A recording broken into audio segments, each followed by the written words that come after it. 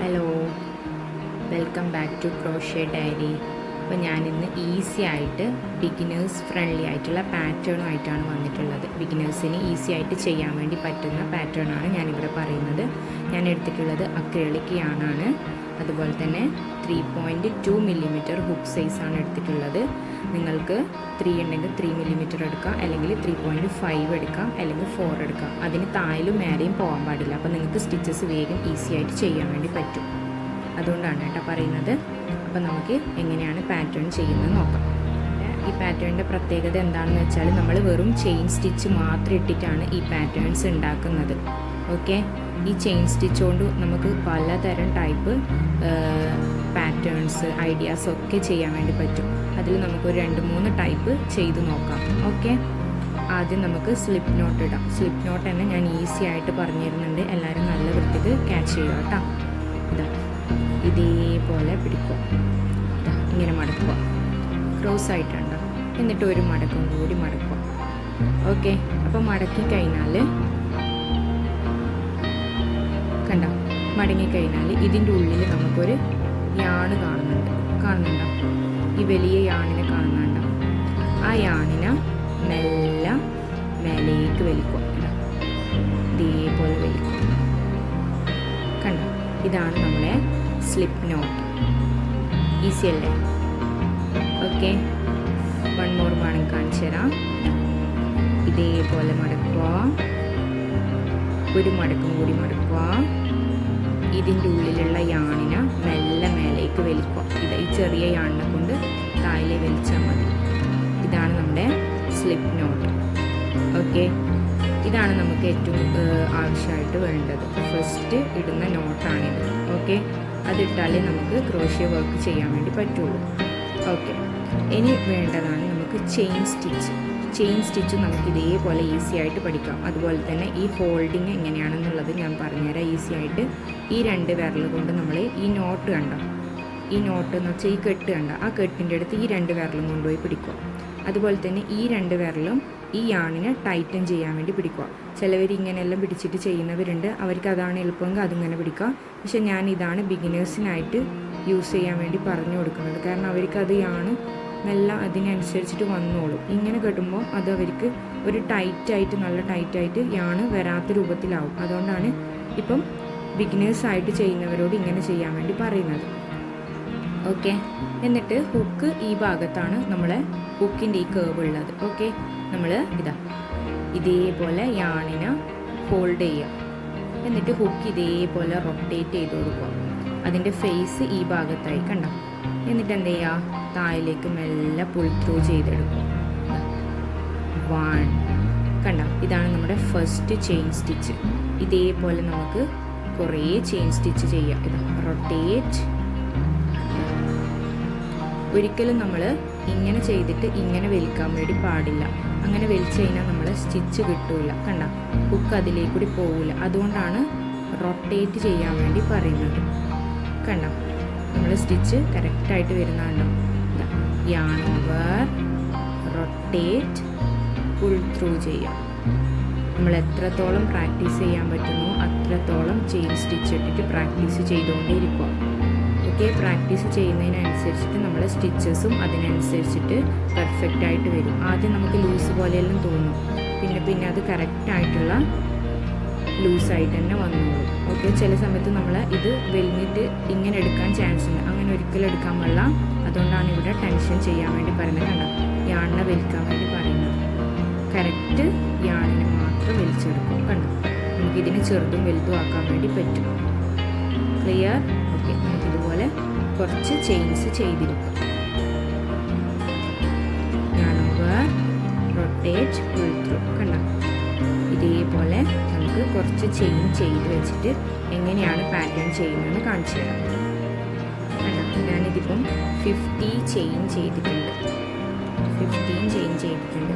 ഇനി എന്ത് ചെയ്യുക, ഇവിടുന്ന് നമുക്ക് യാണ് കട്ട് ചെയ്യാം.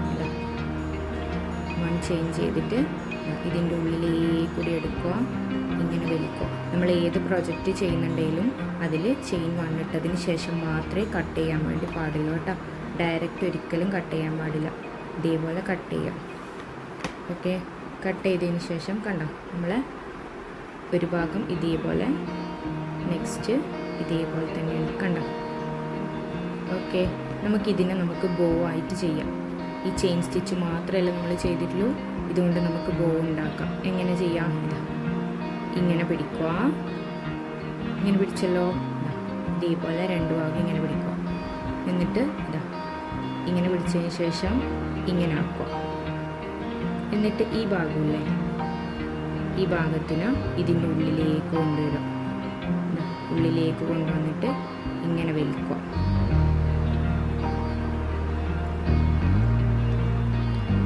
ഇങ്ങനെ വിരലിടുക, വലിക്കുക, കറക്റ്റായിട്ട് വലിക്കുക. ഓക്കെ, വലിച്ചിട്ട് ഇങ്ങനെ കിട്ടും.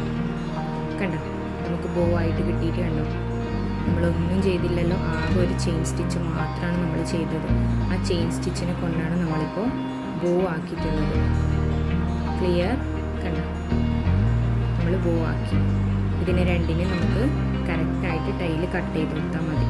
ഇവിടെ നിങ്ങൾക്ക് ഈ നൂല് ഇളകുന്നുണ്ടെങ്കിൽ ലൈറ്റർ കൊണ്ട് ഇവിടെ ഒന്ന് ഫയർ ചെയ്ത് കൊടുത്താൽ മതി. അപ്പോൾ അതങ്ങ് ആയിക്കോളും. കണ്ടോ, നമ്മൾ ബോ ഉണ്ടാക്കി വെച്ചിട്ടുണ്ട്. നമ്മൾ ഒരു പാറ്റേൺ റെഡിയായി. ക്ലിയർ? ഓക്കെ, നമുക്കിനി ചെയിൻ സ്റ്റിച്ച് വെച്ചിട്ട് നമുക്കൊരു ഫ്ലവർ എങ്ങനെയാണ് ചെയ്യലെന്ന് കൂടി നോക്കാം. ഞാൻ ഫ്ലവർ ഉണ്ടാക്കാൻ വേണ്ടിയിട്ട് ഒരു ഗ്രീനിയാണ് 20 ചെയിൻ ചെയ്തിട്ടുണ്ട്, ഒരു പിങ്ക് കളറ് 60 ചെയിൻ ചെയ്തിട്ടുണ്ട്. നമുക്ക് ഇതിനെ കൊണ്ട് എങ്ങനെയാണ് ഫ്ലവർ ചെയ്യുന്നതെന്ന് നോക്കാം. ഇതേപോലെ പിങ്കിയാണ് 16 ചെയ്തിട്ടുള്ളത്. അതും ഇതേപോലെ ഈ നീഡിൻ്റെ ഹോളിൽ ഇൻസേർട്ട് ചെയ്ത് കൊടുക്കുക. ത്രെഡും ഇതേപോലെ ഇൻസേർട്ട് ചെയ്യുക. നീഡിൽ നമ്മൾ ഇതേപോലെ മടക്കി കൊടുക്കുക. ചെറുങ്ങനെ 1 2 ഒരേ അളവായിരിക്കണേ, 3 4 5 6. കണ്ടോ, 6 മടക്ക് നമ്മൾ മടക്കിയിട്ടുണ്ട്. ഇതിങ്ങനെ തന്നെ പിടിക്കുക. എന്നിട്ട് എന്ത് ചെയ്യുക, നമ്മൾ ഈ നീഡിലില്ലേ, ആ നീഡിലിന് ഈ ഹോളിൻ്റെ ഉള്ളിൽ ലാസ്റ്റ് ഹോൾ കണ്ടോ, ഇതിൻ്റെ ഉള്ളിലേ നമ്മൾ ഇതേപോലെ ഇൻസേർട്ട് ചെയ്യും. കണ്ടോ, എല്ലാം ആ നീഡിൽ കെട്ടി. കണ്ടോ, എന്നിട്ട് ഇങ്ങനെ വലിക്കുക.